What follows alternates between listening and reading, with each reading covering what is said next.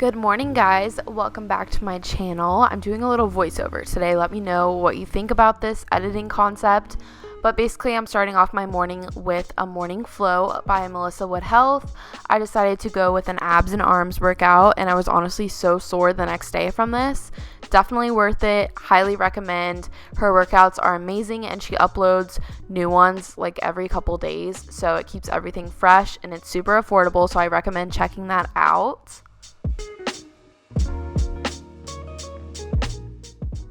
After my workout, I started making some yummy breakfast. I've been making healthy banana pancakes, and they're so good. So first, I just get a cup of oats, and I blend it in my blender to give it like a flour consistency. Then I add in one banana, preferably like a medium to large size banana, because it makes it just blend better. And then I add one egg. And then I go in with the Trader Joe's pumpkin pie spice and just go ham with that because it's so good. And, you just can't have enough.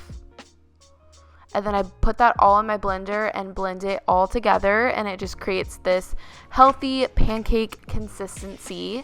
Then I sprayed my pan with some coconut oil. And it's easier if you use a spoon to get out of the blender for some reason.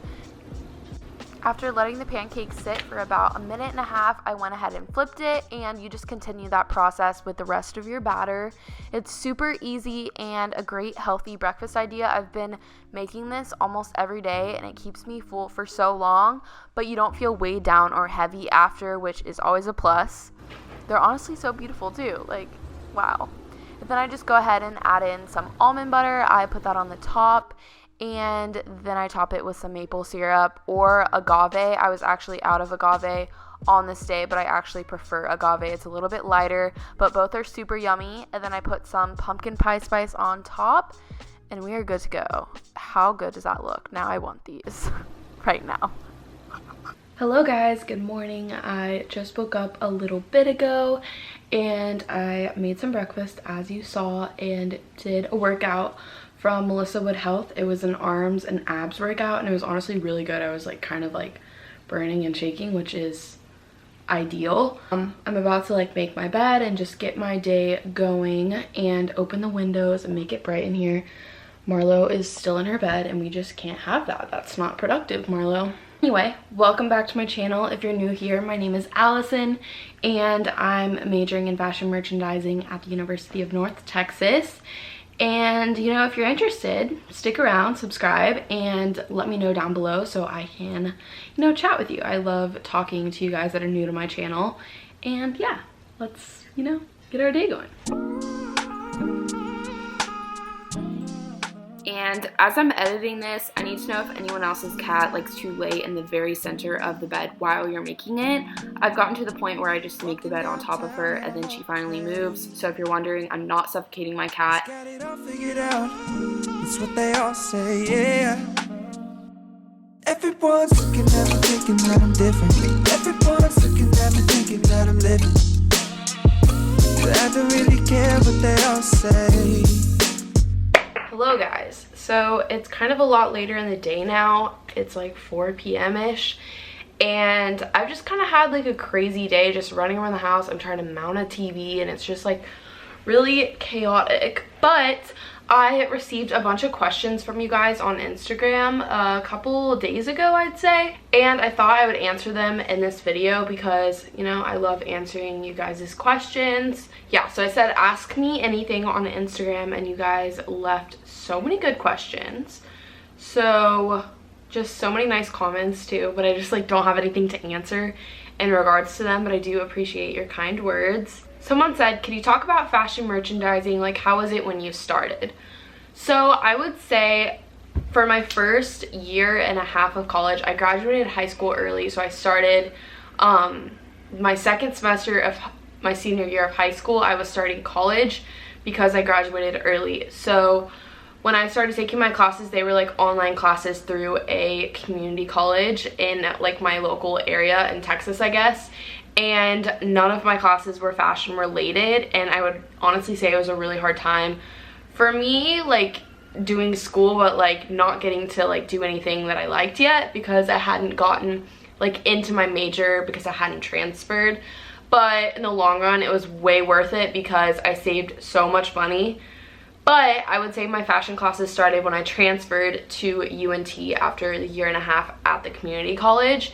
And like, I would say it's more like basics. So my first semester taking fashion related classes, I took like textiles, I took trend forecasting. So textiles like breaks down all the fibers and like all of that kind of stuff, like heat, material, all of that kind of thing, and how it applies into fashion. There's more like design aspects, I would say, in that class, which I thought was really cool. And then there's the trend forecasting, like I mentioned, it's exactly how it sounds. And then I took a lot of like global sourcing type classes. I took a product development course, which I honestly loved that class. My professor, not a huge fan of her, but like that's okay because we're here to learn. We're not here to just hang out with our professor. So in the product development class, I actually got to create a clothing line from scratch. So we did all kinds of like sourcing to source the materials for the line, figure out pricing, figure out the design, figure out all of that. And then we presented it. It was a semester long project, but it was such a cool project. And I feel like I learned so much from that project. But I would say the fashion merchandising classes kind of range. They want to show you like the business side, but they also want to show you a little bit of the design concepts. But the classes were so cool in the beginning. My classes are a lot more like advanced now, I'd say, but I loved like my intro classes. Those were so fun. My classes are still fun. They just get harder for sure. But let me know if you want me to answer like any more questions about my major specifically, because I love talking about that kind of stuff. I feel like the lighting in my room is getting really bad because it's like that time of day. But another question I got said tips for creating a podcast. So I feel like when it comes to creating a podcast, it's really not too hard when it comes to the things you need, because a lot of people just use their phones in the beginning. But I would stay on brand, like figure out the area that you want to provide value in and stick within that. And then once you build your audience, definitely like expand a little bit. But I think in the beginning, it's really beneficial if you stick to a specific topic or just like criteria of information, if that makes sense, because it draws in more of your listeners that are going to be more dedicated to your brand in the long run. I feel like that's a really good tip that I heard whenever I was starting out. What else? Just stay consistent and be genuine. And I feel like if you're consistent and genuine and you actually care about what you're talking about, the people will come. And I feel like that applies to all kinds of things in life, you know? My next question says, what's your dream job? My dream job, I feel like, would be working for a fashion magazine in New York City. That's something I've always wanted. That would be so cool. Another question I got says, why did you pick UNT? I picked UNT because my family, well, not because of my family, but my dad actually went to UNT, my stepdad went to UNT, my grandma went to UNT. So I don't know, it's just been a very like familiar thing for me. And when I was deciding to go off to school, I didn't want to go far because I'm a homebody and I love my family and I just didn't want to be far from them. So I feel like UNT was a good balance because I'm from Flower Mound, if you're familiar with like the area. So it's like 25-30 minutes away from home, but I'm still not like at home with my parents. I have some space, but I'm close enough to still see them. What's the most important life lesson that you've learned? The most important life lesson that I have learned, I would say, would be to literally not care about what people think. I started my YouTube channel in middle school and I got bullied so bad for it. I deleted my whole channel because I was just tired of people talking about it. I was tired of people mocking me in the hallways, and it's something that takes a lot of confidence to just talk to a camera and put it online. And if I could go back and change anything, I wouldn't have deleted my channel, because I feel like when you're in that young age, you're so influenced by what people think. And I really learned as I've gotten older to like actually not give a shit about what anyone thinks, because if someone is so invested in what you're doing and what your goals are, then they're probably not doing a lot for themselves, and that's a personal problem. That's none of your business, you know? Like that's on them. It says so much more about them than it says about you. I got another question. It says, how do you edit your Instagram pictures? So I actually have a whole video on how I edit my Instagram photos. I'll have that linked down below. And I got a lot of questions about my preset that I use on my feed as well. My feed, you know, I'm proud of it, I'd say. But yeah, I created my own preset on Lightroom, and if you guys want to see like how I did that, let me know and I can make a whole video on that if you're interested. I got another question about like the whole YouTube topic and like society and that kind of thing, and it says, how do people react to you saying you're a YouTuber? Is it a lot of oh with your eyes rolling or positivity? Now in this stage of my life, I feel like I get a lot of positivity from it. I have people that like I used to know earlier on in my life that reach out to me all the time and just say like, you're actually killing it, you're doing so good, and that literally means so much to me, because it's really hard sometimes to just work so hard and feel like no one's noticing it but you. But it's another thing when, you know, people that actually know you in real life reach out. But I would say it was really hard when I was younger, because kids are mean, like we know this, kids are really critical because it's almost ignorance, like they just don't know any better, and that's not an excuse for it. But I feel like as I've gotten older, and my friends are obviously older as well, people are a lot more accepting and nicer about it.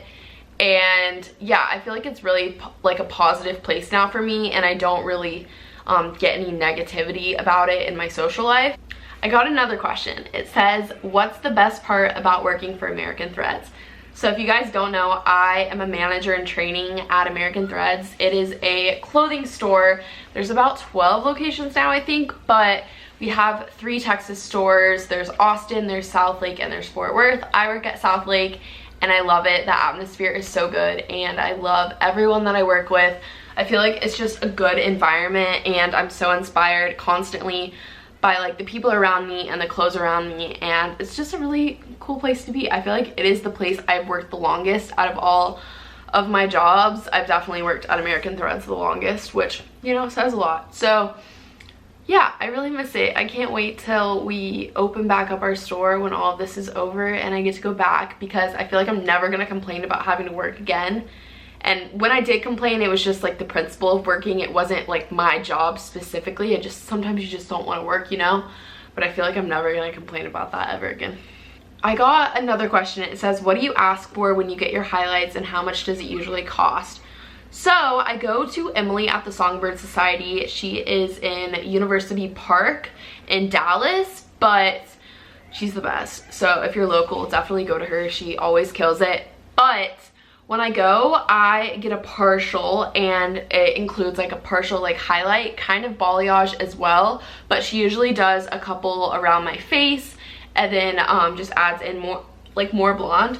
But you'll see like at the back of my head it's dark because I get a partial, so it matches my eyebrows still, and she leaves in some brute, and she just kills it. But yeah, I always just say to like make it natural and something that doesn't require a whole lot of maintenance, because I don't have time for that. My last question is favorite high-end fashion line and favorite affordable fashion line. I would say favorite high-end, Fendi. I love their designs. I also like Chanel. I like old school Chanel though, like the vintage look. I think that is so classy and so timeless, and just like has a traditional look to it, but so fashionable, and it just never goes out of style. So I feel like one of my dreams one day is to have a Chanel bag. Stay tuned, maybe I'll get there, guys. But I also really like Fendi as well. For affordable, I would say affordable. How affordable? I would say Zara or American Threads where I work. I think both of them are pretty like affordable price range compared to designer, and the quality comes with it. I don't like to buy a whole lot from like lower end store, like online stores that sell things for like dirt cheap. That's just like not my vibe. It falls apart in minutes, seconds. You get a stain, doesn't come out because it's cheap fabric. But yeah, I would say if I'm gonna spend less on an item, I would definitely go to Zara and then American Threads after that. I love both stores, and I feel like they're very on trend, and you know, yeah, I'm a big fan of both. But that's all for this Q&A section of this video. I hope you guys liked it. I always get questions for you guys and I forget to answer them, so I'm just gonna add this into the vlog.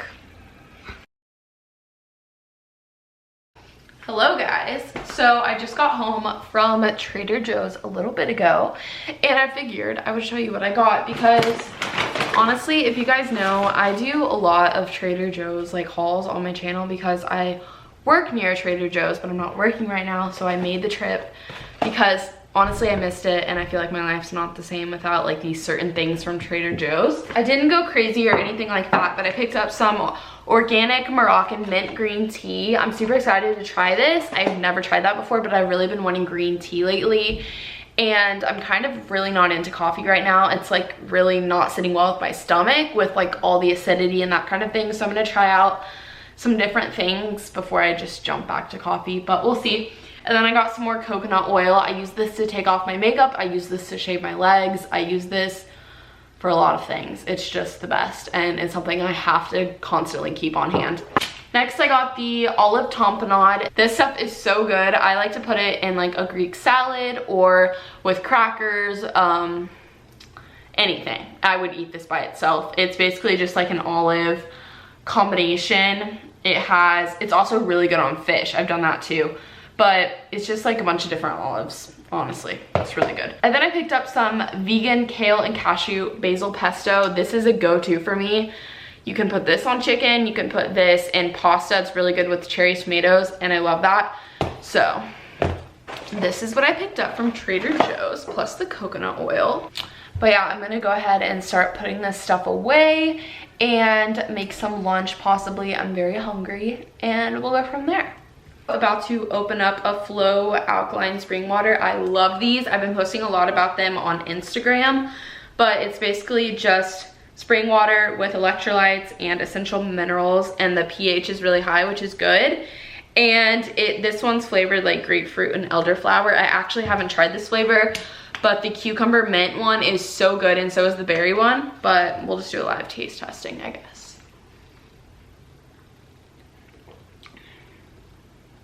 This is so good.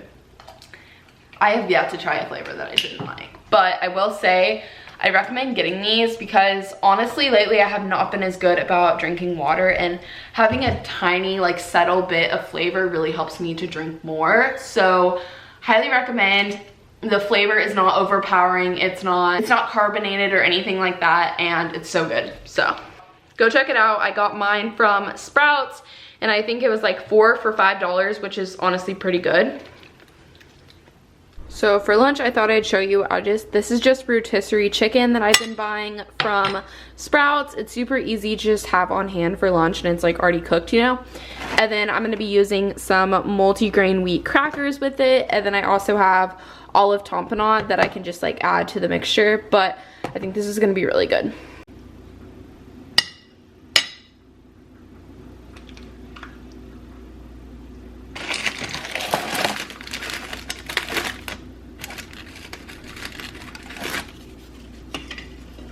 And voila, that's what it looks like. It's honestly really good. Don't judge it till you try it.